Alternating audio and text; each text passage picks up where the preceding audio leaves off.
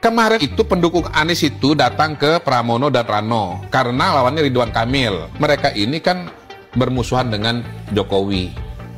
Dah, minoritas datang juga kepada Pramono dan Rano karena ada PKS di situ. Nah, nggak perlu ada Anies nongol, itu sudah ke situ pendukung Anies. Tapi begitu Anies nongol, minoritasnya kabur. Itu yang saya bilang, dikira suhu ternyata cupu itu. Dan ini adalah salah langkah besar. Kalau nggak ada Anies, ini bisa menang ini Pramono Rano ini. Dan mungkin satu putaran, sekali putaran. Tapi begitu ada Anies, batal deh kemenangan itu. Ini suaranya kalau kita mungkin dulu, karena pendukung Prabowo dan pendukung Jokowi berbeda. Kemudian pemilih-pemilih non Muslim mulai meninggalkan Prabowo karena itu Anies. Meninggalkan Pramono karena itu Anies. Ini kan baru terjadi belakang. Nah, jadi itu buat saya. Yang penting kita bersaing secara sehat dan kita tahu kita politik sudah ada seperti apa. Dan kita sporting ya kita bersama saudara dalam persaingan dan dinamika politik dan demokrasi. Nah, balik ke soal pilkada, ini sudah ada buzzer yang posting nih. Mana udah ada yang deklarasi kemenangan, yuk semangat Ridho, gaspol putaran kedua. Jadi dia mencantumkan logo KPU. Real count, padahal belum ada keputusan resminya. Kalau data yang sudah masuk, ya sudah ada. Makanya itu sudah bisa diklaim. Tapi pengumuman resmi dari KPUD Jakarta belum ada. Ini disebutin, real count. Katanya Pramono Rano 47%. Nah, sudahlah. Yang begini-begini mengerikan juga ini ya. Aduh, bahaya ini. Jangan dihapus ya ini postingan ya katanya ya. Dengan penggunaan logo KPU lagi. Kita mintai pertanggungjawabannya loh. Karena itu hoax itu. Diposting di mana-mana nih oleh para buzzer. Kacau kali ya. Tuh hoax. Mau menang kok pakai hoax, iya malu-maluin. Mantan Gubernur DKI Jakarta, Anies Baswedan dinilai punya peran yang signifikan dalam pemenangan pasangan Pramono Anung dan Rano Karno di Pilkada Jakarta 2024. Berdasarkan data real count KPU DKI Jakarta, Pramono Rano memperoleh suara 50,07%, unggul atas dua lawannya, dan punya kesempatan menang satu putaran. Ketua DPP PKS Mardani Alisera menilai dukungan dari Anies sangat mengerek perolehan suara Pram Rano. Sebab tak dapat dipungkiri juga, masa pendukung Anies masih sangat besar di Jakarta. Hal itu jelas berdampak positif bagi Pram Rano. Apalagi Pram Rano ini juga didukung oleh mantan Gubernur DKI Jakarta Basuki Cahayapurnama atau Ahok. Di luar ekspektasi, para pendukung Ahok dan Anies justru bisa bekerja sama memenangkan Pramono Rano di Pilkada Jakarta 2024. Alhasil, duet Pram Rano bisa mengalahkan pasangan Ridwan Kamil Suswono yang di-endorse dua presiden yakni Jokowi dan Prabowo serta belasan partai politik. Sekjen PDIP Hasto Kristoyanto menyebut kemenangan Pramono Rano menandakan kekuatan dukungan perorangan lebih besar daripada dukungan dari elit politik.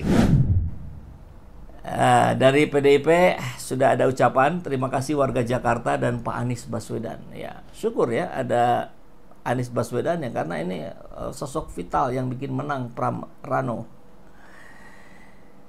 PDI Perjuangan berterima kasih kepada warga DKI Jakarta dan Anies Baswedan yang turut serta memenangkan pasangan calon gubernur nomor 3. Kami di Pilkada DKI ini harus mengucapkan terima kasih kepada dua orang selain kepada rakyat DKI ya tentu pada Pak Anies Baswedan. Disampaikan oleh Deddy Sitorus kemarin ya. Anies memang memberikan dukungan penuh bahkan Bakorsi Badan Koordinasi Saksi ini Mbak Tatak ya pimpinannya ya. Ini awalnya sudah mendukung gerakan coblos semua tapi setelah sinyal Anies mendukung Pramono kami balik haluan. Nah, kata pembina Bakorsi Tatak Uciati. Dahsyat ini kalau sudah bergerak. Prabowo dukung siapa? Prabowo dukung siapa? Jokowi dukung siapa? Jokowi dukung siapa? Gibran dukung siapa? Saya dengar Mas Anies mendukung Pramono Anung, betul? Itu membuat kita tambah semangat, betul nggak? Kita lihat lebih kuat PDI Perjuangan atau Anies atau Ridwan Kamil yang didukung oleh Jokowi dan Prabowo. Kita lihat biar jelas. Setuju? Setuju? Kalau presidennya Prabowo, gubernurnya Ridwan Kamil, dari KIN, partai yang solid, kompak nggak? Bagus nggak warga Jakarta? Anggaran-anggaran dari pusat bisa makin banyak nggak ke Jakarta? Buat pendidikan, buat kesehatan, buat kebersihan, lebih banyak nggak? Jadi jelas nggak kenapa kita mesti dukung Ridwan Kamil? Jelas? Jadi kalau Mas Anies ada di sana, itu bukan buat kita grogi, tapi itu membuat kita tambah semangat. Tepuk tangan buat semua. Harusnya Mas Anies dukungnya dari dulu. Ya? Kabar lain perlu kita sampaikan, ada 4 juta pengemudi ojol ancam turun ke jalan bila Bahlil cabut subsidi BBM untuk ojek online. Ini rasanya nggak pernah ada kabar menggembirakan dari seorang Bahlil ya. Jadi dia bikin ancang-ancang untuk Pertalite itu tidak boleh yang mengisinya ojol. Jahat nggak sih? Karena dianggap kalau mau transportasi ini katanya harus plat kuning. Loh, Anda nggak tahu bagaimana perihnya perjuangan para ojol. Ini kan seperti UMKM gitu. Belum apa-apa sudah di mana ininya, mana surat izinnya, mana ini baru mau mulai. Kan seolah-olah seperti begitu kan. Kita mau bikin bala-bala gitu kemudian mana Depkesnya mana ini? Bukan itu tidak boleh bukan itu tidak boleh dilakukan, justru harus, tapi kan enggak di awal-awal. Masa enggak ada perasaan ini para pejabat? Heran.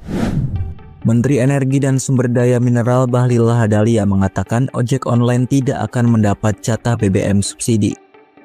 Alasannya pemerintah akan memfokuskan pendistribusian BBM bersubsidi hanya untuk kendaraan berplat kuning. Pemerintah bakal merombak aturan subsidi BBM dengan menerapkan skema baru, yaitu menggabungkan subsidi barang dan bantuan langsung tunai. Namun jatah subsidi itu hanya akan ditujukan pada kendaraan berplat kuning seperti angkutan umum.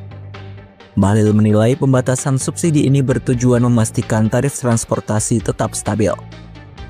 Hal itu disampaikan Bahlil saat ditemui di kediamannya pada Rabu 27 November 2024. Yang berhak menerima subsidi adalah kendaraan yang berplat kuning.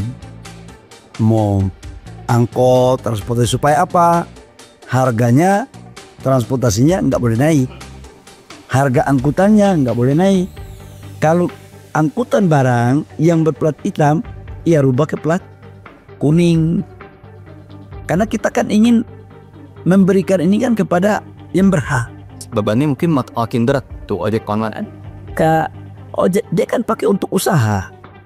Berarti tetap harus. Loh iya dong, masa usaha disubsidi?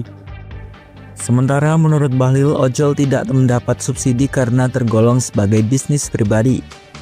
Mayoritas ojol juga dinilai mampu karena memiliki kendaraan pribadi. Bahlil pun menekankan pentingnya penyaluran subsidi energi yang tepat sasaran.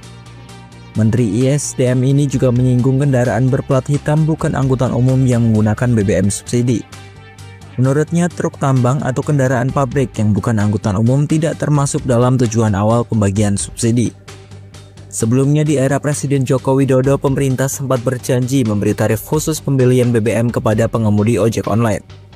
Kala itu rencana tersebut telah dibahas bersama Menko Marves Luhut Binsar Panjaitan dan Menhub Budi Karya Sumadi.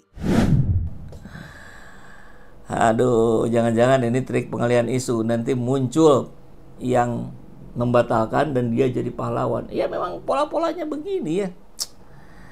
Logika Bahlil sebagai doktor UI menilai ojol bukan bagian dari transportasi publik. Kan ajaib kan? Coba kita lihat. Bahlil tegas larang ojol beli Pertalite. DPR sedih, Garda Indonesia ancam demo besar. Unjuk kekuatan.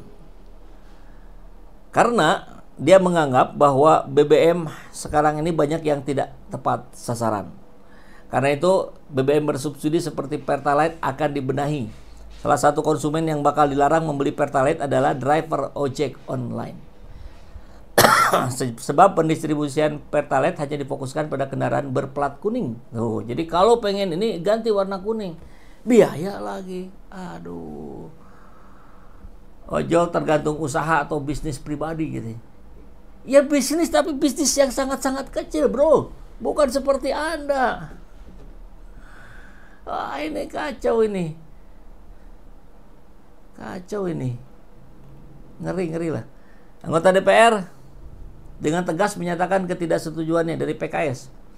Menurut Amin, kebijakannya dinilai tidak berpihak pada pelaku usaha mikro. Ya pebisnis, tapi pebisnis usaha mikro gitu.